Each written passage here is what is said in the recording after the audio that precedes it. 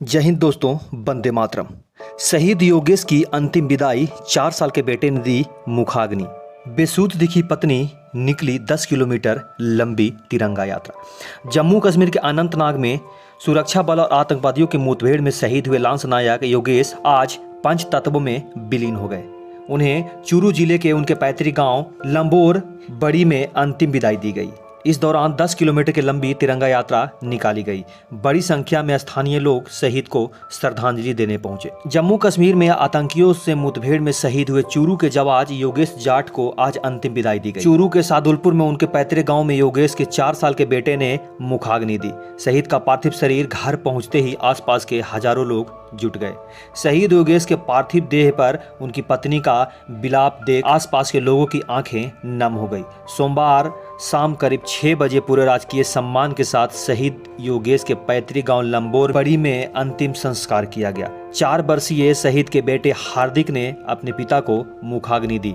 इस दौरान यह दृश्य देखकर हर किसी की आंखें नम हो गई। शहीद योगेश अंतिम यात्रा में श्रद्धांजलि देने व नमन करने के लिए जनसैलाब उमड़ पड़ा। शहीद योगेश को सेना की टुकड़ी ने सशस्त्र सलामी दी। इसके पहले शहीद योगेश के पार्थिव देह को सेना का वाहन दिल्ली से सादुलपुर लेकर पहुंचा। इस दौरान सादुलपुर से लंबोर बड़ी तक करीब 10 किलोमीटर विशाल तिरंगा यात्रा निकाला गया। इस दौरान शहीद योगेश अमर रहे के नारों से आसपास का क्षेत्र गूंज उठा। वहीं जैसे ही शहीद का पार्थिव देह शहीद के घर पहुंचा, इस दौरान शहीद की वीरांगना सुदेश अपनी वीर पति के पार्थिव देह को देखकर सद्बुद्ध खो बैठी। शहीद योगेश के 4 वर्षीय पुत्र हार्दिक ने अपने पिता के अंतिम दर्शन किए। शहीद की मां अपने लाल के शरीर को देखकर फूट फूट कर रोने लगी, जिन्हें अस्थायी विधायक कृष्णा पुनिया ने गले लगाकर ढांढस बंधाया। वहीं शहीद की अंतिम यात्रा में हजारों लोग शामिल हुए और रास्ते में जगह जगह उनके पार्थिव शरीर पर लोगों ने पुष्प वर्षा की। रास्ते में कई स्थानों पर ग्रामीणों ने सड़क के किनारे खड़े होकर हाथों में तिरंगा लेकर भारत माता की जय के नारे लगाए। इस दौरान शहीद की अंतिम यात्रा में जिला कलेक्टर सिद्धार्थ सिंगाए, नेता प्रतिपक्ष राजेंद्र राठौर व विधायक कृष्णा पुनिया सहित जिले के अधिकारी जनप्रतिनिधि मौजूद थे। शहीद योगेश खेल कोटे से 2013 में हवलदार के पद पर सेना में भर्ती हुए थे।